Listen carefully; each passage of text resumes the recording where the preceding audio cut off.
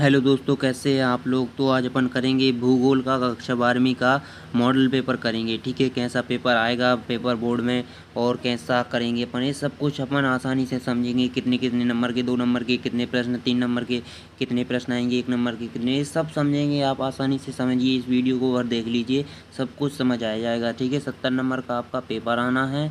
ठीक है, बाकी के 30 नंबर का प्रैक्टिकल होगा जो स्कूल टीचर पर डिपेंड करेगा। ठीक है, एबिलिटी चेक करेगा। वैसे तो एवरेज मार्क सबको मिलते हैं, 1 से ही मिलते हैं। और 3 घंटा टाइम मिलेगा इस पेपर में। और निर्देश अपन यहीं पढ़ लेते हैं, पेपर में पढ़ने का ये टाइम नहीं होता अपन को। ठीक है, सभी प्रश्न करना अनिवार्य होता है। 1 से 5 प्रश्न तक वस्तुनिष्ठ 1-1 नंबर के पूछे जाएंगे। ठीक है, सही विकल्प 6 नंबर के, रिक्त स्थान 6 नंबर के, और सत्य सत्य होंगे 6 नंबर के, सही जोड़ियाँ होंगी 5 नंबर की, और एक वाक्य में उत्तर के लिए 5 अंक के। ठीक है, और 6 से लेकर 20 तक के हुए आंतरिक प्रश्न है। ठीक है, आंतरिक विकल्प दिए जाएंगे, मतलब कि जिनमें अपन को थ्योरी लिखना है। 6 से 12 तक के प्रश्न 2 नंबर के होंगे, और 13 से 16 तक के 3 के, और 17 से 20 तक के 4 अंक के प्रश्न होंगे। और 19वां और 20वां विश्व एवं भारत के मानचित्र को दर्शाने के लिए दिया जाएगा। ठीक है, जो 4-4 नंबर के होंगे दो। ठीक है, आप पढ़ेंगे अपन पहले प्रश्न।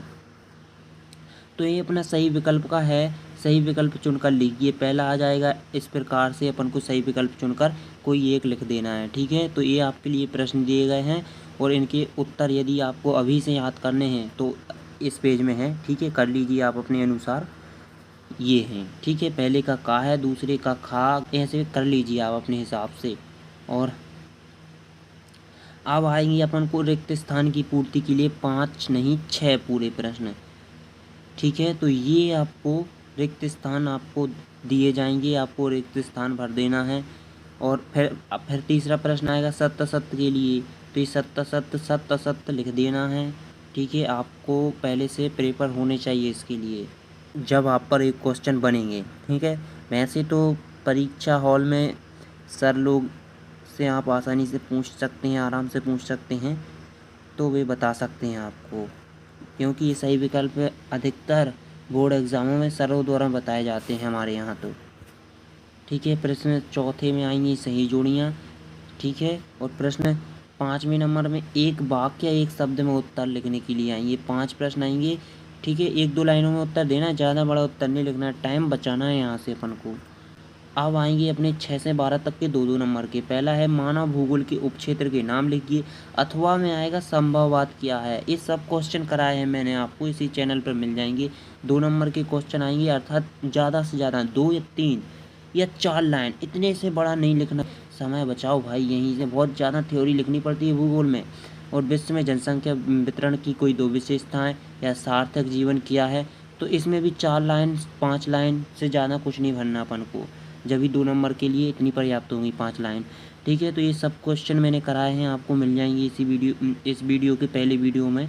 ठीक है, 8वें नंबर का 2 का पूछा जाएगा, विश्व में उच्च जनसंख्या घनत्व वाले अनेक क्षेत्र हैं, ऐसा क्यों है। ठीक है, और मानव गरीबी सूचांक, ये सब पढ़ाए हैं दोस्तों मैंने। ठीक है, फिर 9वां नंबर का आएगा कृषि आधारित उद्योगों के नाम, व्यापार संतुलन क्या है, और फिर 10वां है जनजाति से क्या आशय है, अथवा में है भारत में किन राज्यों में विशाल ग्रामीण जनसंख्या है। ये क्वेश्चन 2-2 नंबर के होंगे। 11 शिक्षा नगर किसे कहते हैं, और अथवा का स्मार्ट सिटी मिशन योजना, उद्देश्य इसके कोई 2। ठीक है, 2 नंबर के आएंगे तो कोई 2 ही पूछे जाएंगे। और 12वां है ध्वनि प्रदूषण से क्या आशय है, या किसे कहते हैं, या क्या होता है, या आप अपने हिसाब से भी लिख सकते हैं। 2 नंबर का होता है, 5-6 लाइनों में लिख देंगे, बेटर रहेगा। अब यहाँ से जो 13वां प्रश्न से लिखना है 3 नंबर की, अपन को 3 नंबर का होना चाहिए, कम से कम 6-7-8 लाइन तक का होना चाहिए, 8 लाइन तक का पर्याप्त रहेगा। ठीक है, प्राथमिक क्रियाएं कौन कौन सी होती हैं, प्राथमिक क्रियाएं की 3 विशेषताएं बताइए, अथवा है विनिर्माण उद्योग की 3 विशेषताएं। देखो 3 नंबर का 3 विशेषताएं पूछ रही, मतलब कि एक विशेषता में कम से कम 2 लाइन भर जाएंगी। इसी प्रकार से अपन 6-7-8 लाइन भर सकते हैं आराम से। ठीक है, और 14वां है कि जल परिवहन के लाभ बताइए। जल परिवहन के लाभ बताना यार दोस्तों, ये अपन मन से भी यदि पाठ समझ कर गए तो कर सकते हैं। बंदरगाह के अंतर्राष्ट्रीय व्यापार का प्रवेश द्वार क्यों कहते हैं। सभी क्वेश्चन मैंने आसानी से समझाए हुए हैं, आप देख लीजिए वीडियो, सब कुछ समझ में आ जाएगा। भारत में श्रमिकों को कौन से 3 वर्गों में बांटा गया है। ठीक है, अथवा है कि भारत में जनसंख्या वृद्धि के 3 प्रमुख कारण दीजिए। तो प्रतिभूमि किसे कहते हैं, और प्राकृतिक गैस का उपयोग बताइए। तो ये 3 नंबर के हैं। आप अपने हिसाब से 8 9 ठीक है इस लाइनों में लिख लेना, 7 8 9 जैसा फिर याद रहेगा वैसा लिखना पड़ेगा। और फिर बाद में 17 नंबर का आता है, आधे पेज से ज़्यादा तो भर देंगे क्लियर रहेगा, ठीक है, एक पेज भर जाए तो बढ़िया रहेगा। आधे पेज से ऊपर ही लिखेंगे जब आपको 4 नंबर दिए जाएंगे, क्योंकि भूगोल में आधा पेज भरना कोई मामूली बात नहीं होती है। एक पेज तक भरेंगे तो पर्याप्त रहेगा, ठीक है। आपकी एबिलिटी चेक करेगा एग्जामिनर तो ज़्यादा अच्छा रहेगा, क्योंकि वे सब देखते हैं यार किसने कितना लिखा है, जमा कर लिखा है और कितने गहरे शब्दों में लिखा है, किस मतलब कि सब एक प्रकार से छोटी से छोटी बातों को ध्यान में रखकर नंबर देते हैं, ठीक है। प्राथमिक द्वितीयक गतिविधियों में अंतर लिखना है, साइबर स्पेस इंटरनेट क्या है, इसके लाभ बताइए अथवा में है। सब क्वेश्चन कराए हुए आए हैं। देखो, आर्द्रता की उपलब्धता के आधार पर भारतीय कृषि के प्रकार, खनिज संसाधन का संरक्षण क्यों आवश्यक है, खनिज संसाधन होते हैं उनके संरक्षण बचाना क्यों आवश्यक है।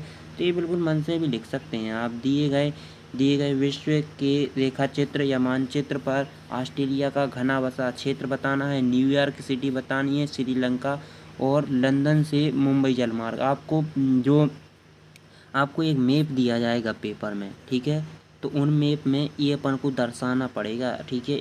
अपन को पेंसिल से ये दर्शा देंगे तो आपको 4 नंबर मिलेंगे, ठीक है। ये 4 चीज़ों के या 5 चीज़ों के दर्शा देंगे तो इसके हिसाब से नंबर मिलेंगे, एक चीज़ का 1 नंबर मिलेगा। और इसका अथवा ये है कि अफ्रीका का मिश्रित कृषि और भूमध्य ट्रांसाइबेरियन रेलमार्ग और शिकागो, ये सब आपको मैप में ही दर्शाने पड़ेंगे आपको, ठीक है। 20वां नंबर का पूछा जाएगा कि दिए गए भारत के रेखा मानचित्र में निम्नलिखित को दर्शाइए। कोंकण रेलवे भोपाल प्रशासनिक नगर है जो, ठीक है। अग्रणी चीनी उत्पादक राज्य महाराष्ट्र, ठीक है। सर्वाधिक जूट उत्पादक क्षेत्र बताना है। अथवा में है कोलकाता बंदरगाह, अंडमान निकोबार द्वीप समूह, नागालैंड राज्य, सर्वाधिक जनसंख्या घनत्व वाला राज्य बिहार। तो इनको आप मैप दिए जाएंगे उनमें दर्शा देंगे तो आपको 4 नंबर मिल जाएंगे, ठीक है। तो जैसा मैंने आपको बताया है, आपको अच्छी राइटिंग में लिखना है, सुधार कर लिखना है, समय की बचत करनी है और परीक्षा हॉल में बैठते समय फालतू बातों पर, फालतू दूसरे के पेपर पर ध्यान नहीं देना। एक प्रकार से ध्यान नहीं भटकाना अपन को, ठीक है। एक बार पेपर मिलेगा करने के लिए बोर्ड में, ये सोच लेना बिल्कुल। और आप अपने हिसाब से पेपर करते जाना जितना हो सके उस क्वेश्चन के बारे में उतना बताओ, ठीक है। ये नहीं कि इतना ही है तो इतना बताओ, थोड़ी अपने हिसाब से भी, क्योंकि टीचर सब देखता है भाई।